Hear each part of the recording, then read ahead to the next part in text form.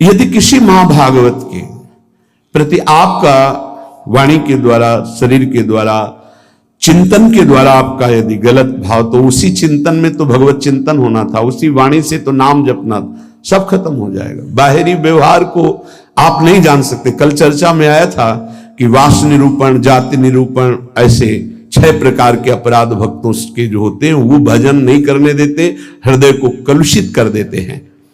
अपने में जब नीच भाव होगा तो दोष दर्शन कहीं होगा ही नहीं। सबको मान देने का भाव होगा तो मान प्राप्ति की चाह नहीं रहेगी, तो ऊंची स्थिति आने में देर नहीं लगेगी। सहन स्वभाव वृक्ष के जैसा होना चाहिए। पराई माताओं बहनों की तरफ दृष्टि भगवत भाव से, मातृ भाव से होनी चाहिए। तुम्हारी दृष्टि में लोहा और सोना बराबर होना चाहिए, उसका महत्व नहीं होना चाहिए। किसी का तृण भी चोरी करने का भाव न हो, और वस्तुओं की तो बात जाने दो। अपने हृदय में सदैव व्यवहार रखें। आत्मना प्रतिकूलानी परेशान न समाचार, जो तुम्हें अच्छा नहीं लगता वो दूसरे के साथ बर्ताव ना करे, तो तुम्हारे हृदय में जो नाम है वो अपना प्रभाव दिखाएगा। कई बार वर्णन किया गया है कि नाम ऐसे जपने का फल है गुरुमुख से प्राप्त होना। श्री नानक देव जी कह रहे, मन रे राम भगति चितु लाइए, गुरुमुख हुए नाम जपू हृदय, सहज से ती धरि जाइए। मन रे राम भगति चित लाइए। ऐ मन, जो सब में रमा है, कण कण में रमा है, उसमें अपने चित्त को जोड़िए और गुरुमुख होइए। गुरु की शरण में जाकर उनसे नाम लीजिए और इतना नाम जप कीजिए कि हृदय से नाम चलने लगे। भरम भेद भव कबहु न छूटसी, आवत जात न जानी, बिनु हरि नाम को मुकुति न पावसी, डूबी मरे बिनु पानी। नानक देव जी कह रहे, ये माया का भ्रम, इसके द्वारा प्रकट किया हुआ भेद, ये किसी और साधन से नहीं छूटता है। ये आवागमन चक्र से मुक्ति नहीं मिलती है। जो निरंतर नाम जपना स्वीकार कर लिया, वही इस माया चक्र से मुक्त हो जाता है। नहीं तो बिना पानी के डूब के मर गए। माया ने बिना पानी के डुबा के मार दिया। बिनु हरि नाम को मुकुति न पावसी, डूबी मरे बिनु पानी। धंधा करत सगल पति खोवसी, भरम न मिटसी गंवारा, बिनु गुरु शब्द मुकुत नहीं कवही, अंधले धंधु पसारा। अकल निरंजन शिव मनु मानिया, मन ही ते मनु मुआ, अंतर बाहर एको जानिया, नानक और न दुआ। आहा, कह रहे हैं कि प्रयास तो तू कर रहा है सुख के लिए, लेकिन पूरी आयु गंवा दिया, कभी सुख नहीं मिला। खाली धंधा तुम्हारा चलता रहा, फल कुछ नहीं मिला। क्यों? बोले बिना गुरु के ये तुम्हारी दुर्दशा हो गई। यदि गुरु का वाणी जो शब्द है उसको पकड़ लिया होता तो तेरी अब तक मुक्ति हो गई होती। अरे अंधे, ये माया की धुंध ऐसी फैली हुई है कि इससे निकल पाना बड़ा कठिन है। नाम का आश्रय ले ले, जो मायातीत है, निरंजन है, जो परम सत्य, वो तुम्हारे हृदय में बैठा हुआ है।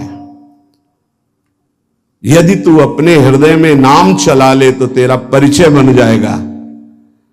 फिर अंतर और बाहर जिधर दृष्टि जाएगी वो एक ही दिखाई देगा। नानक साहब कह रहे, कोई दूजा नहीं है देखा है। जो बाहर है वही अंतर, जो अंतर वही बाहर है।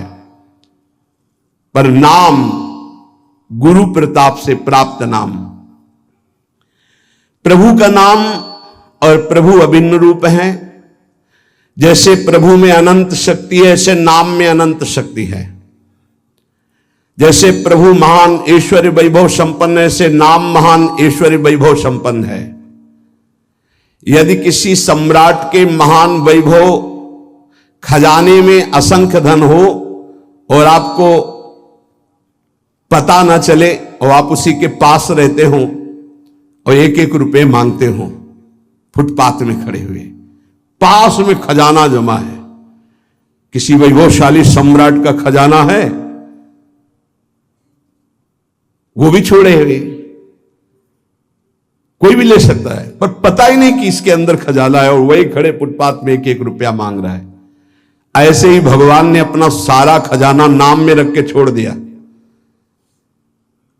नाम रूपी खजाने में भगवान की अनंत शक्ति, अनंत वैभव, ऐश्वर्य छुपा हुआ है, पर यह जीव माया के फुटपाथ में खड़ा होकर वासनाओं की भीख मांग रहा है और सच्चिदानंद सुख भरा हुआ नाम का खजाना पास है।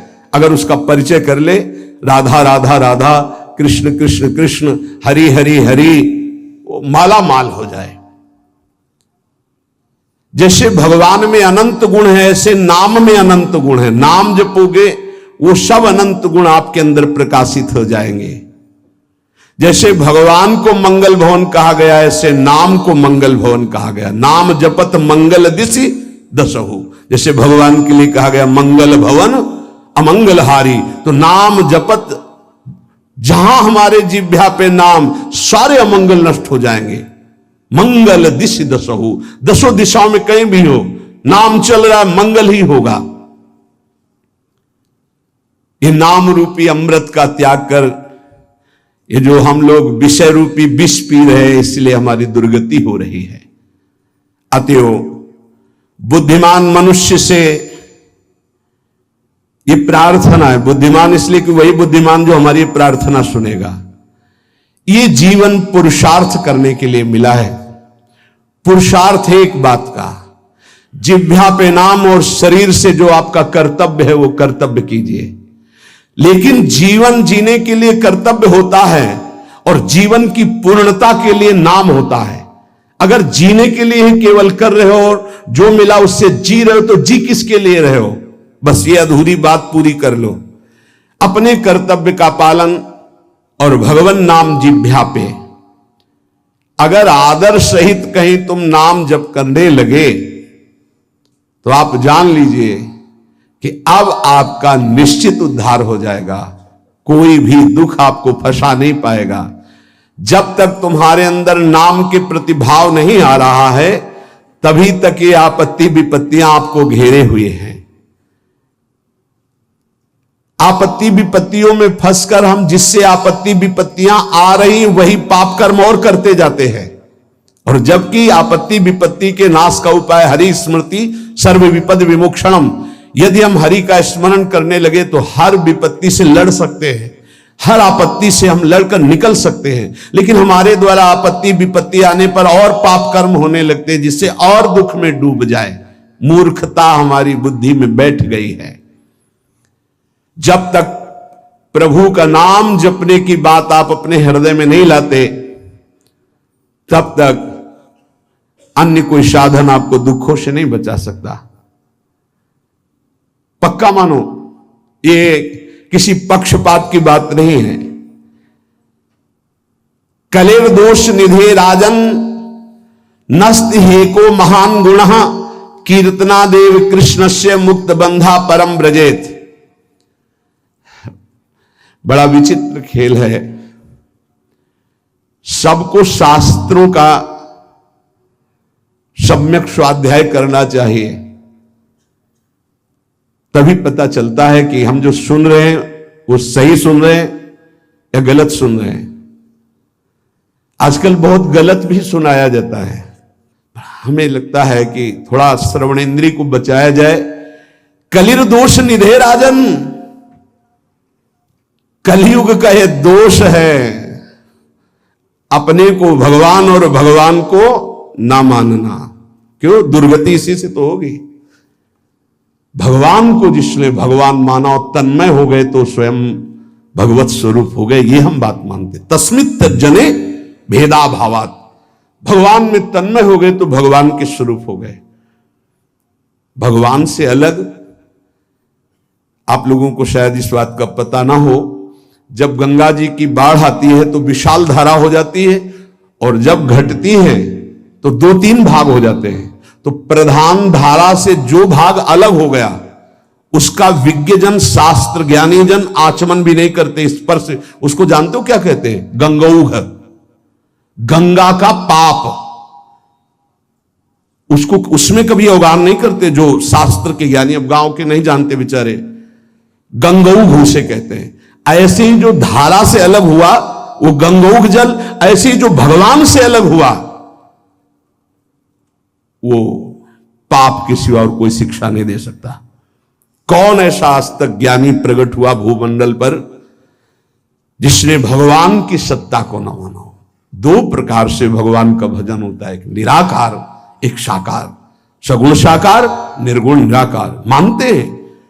वही निरंजन मायातीत है, वही त्रिगुण माया को रचता है, और वही योग माया के द्वारा प्रकृति को अधीन करके अपने रूप को प्रकाशित करता है। बहुत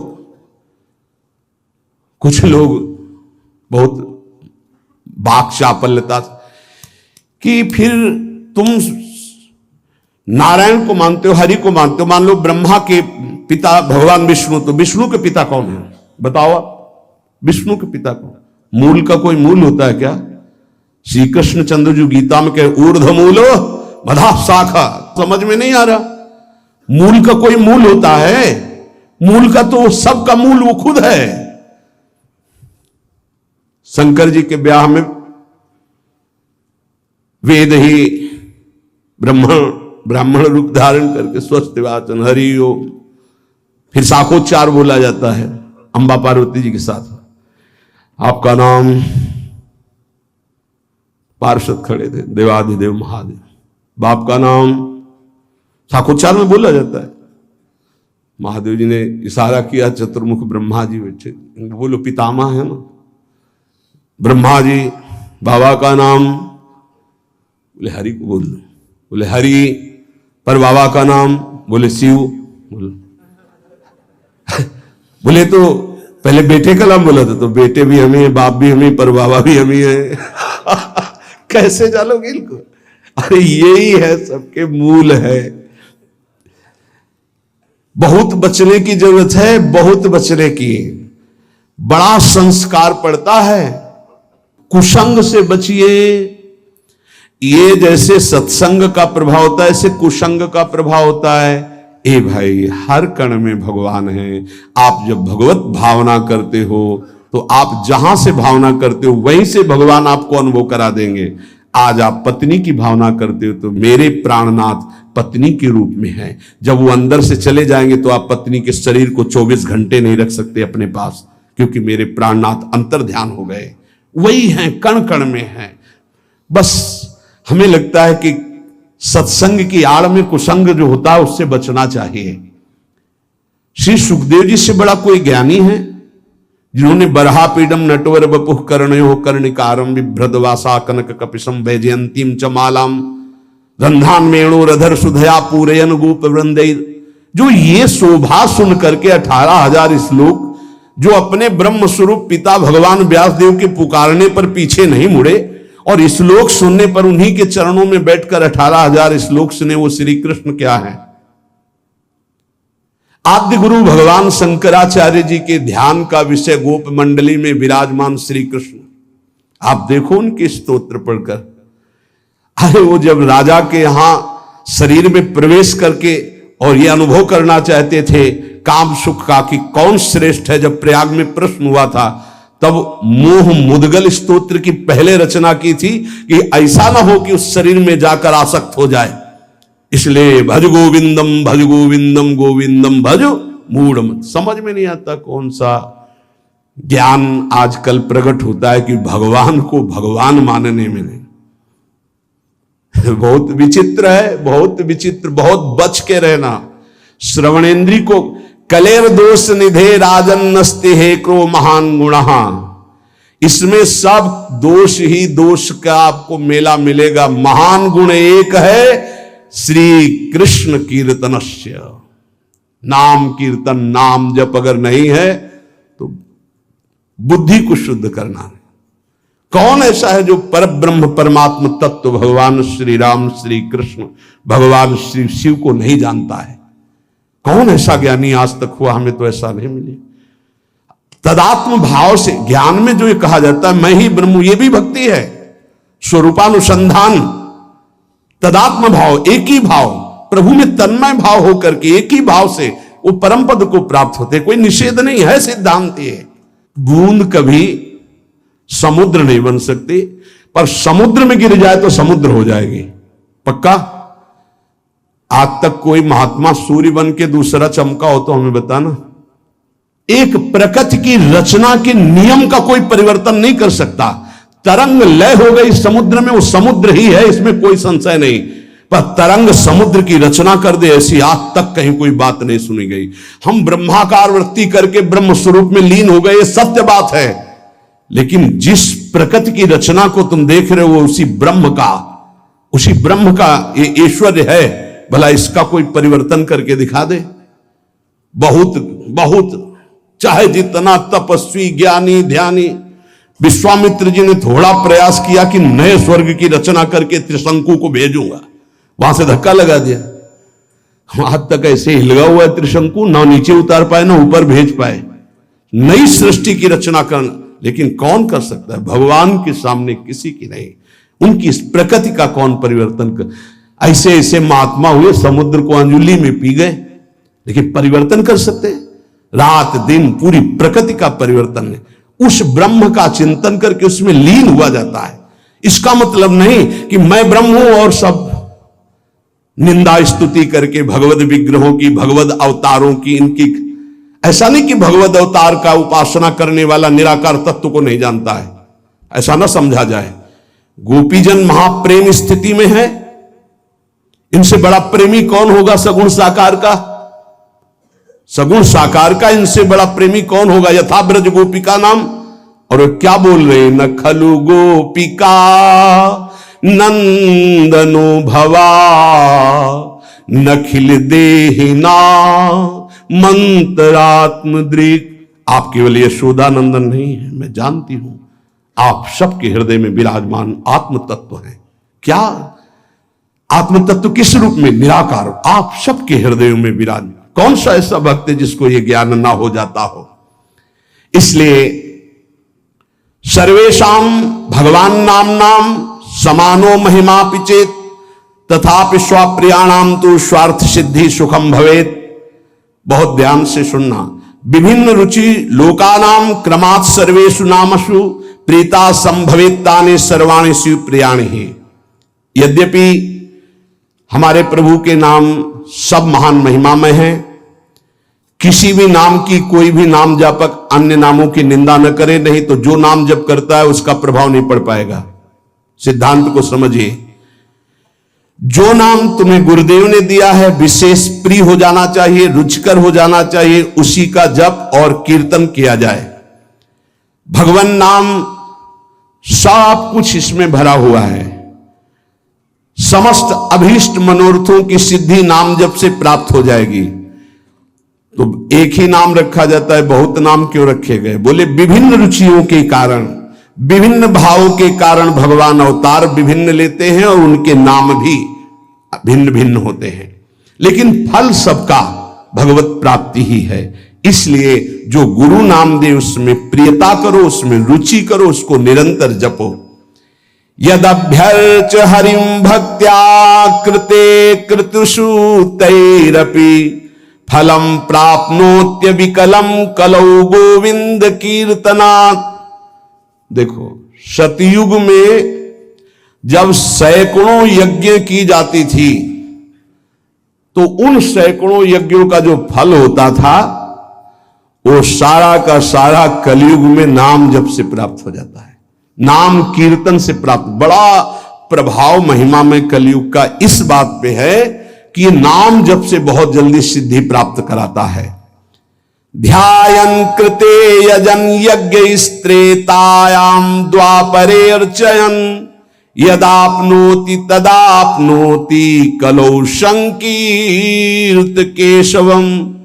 सतयुग में भगवत प्राप्ति का प्रधान साधन ध्यान, त्रेता में विशेष विशेष यज्ञ, द्वापर में भगवान की पूजा पद्धति से भगवान की प्राप्ति, लेकिन कलयुग में केवल नाम जप नाम कीर्तन से भगवत प्राप्ति, समस्त पापों का शमन और भगवत प्राप्ति। ते सभाग्या मनुष्य सुकृतार्था नृप निश्चितम स्मरन्ति ये स्मारयन्ति हरिर्नाम कलौ युगे।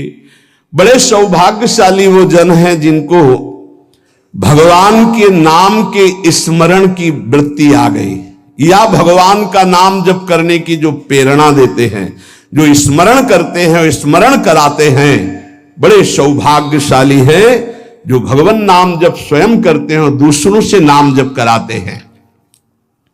कलिकाल कुशर्पस्य तीक्ष्ण दृष्टस्य मा भयम गोविंद नाम दावेन दग्धौ यास्यति भस्मसात्।